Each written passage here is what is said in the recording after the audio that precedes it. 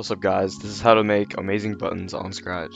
Alright, first thing we're going to do, delete Scratch Cat, pin a new sprite, call it button, and then we're going to make a button. So we're going to make a square here. I'm going to change the outline to 12. Then we're going to take the reform tool, and then click the corners, and click the corner, click curved, and then delete, and then do that for all four. Boom, now our button doesn't look like spiky. And then we're going to create text, black, call it play or whatever, and then we're gonna change up the colors real quick.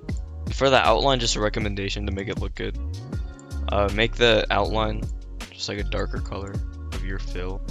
So there you go, that's the button.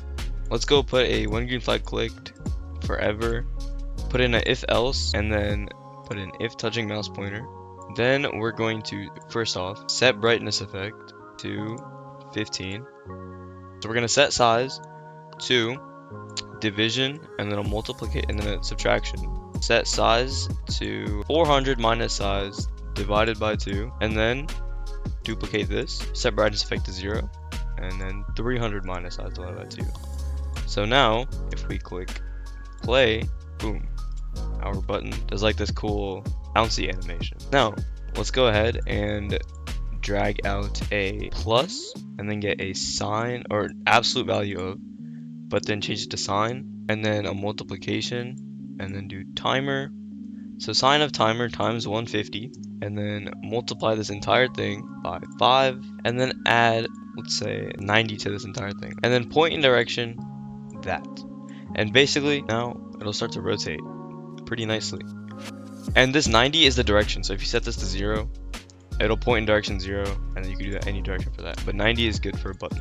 Now let's go and just basically duplicate this, and then set Y to that.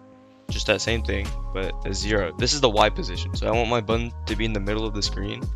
So this is going to be 0. But if I set this to 100, it'll move up to Y100. And as you can see, it's moving up and down nicely. Okay, now we're going to do an if touching inside of the touching mouse pointer, if mouse down, then we're just going to take this, we're going to set size to that. Let's go and add a sound. So I think for buttons, just in the Scratch library, this wood tap is a good sound. Just make it robot and reverse it, and I think it sounds good. So start sound, wood tap, or whatever sound you want. And then we can like beat 10 times, change ghost effect by 10. And then when green flag clicked, we can clear graphic effects, go to 0. And you click it, and it looks like you click the button.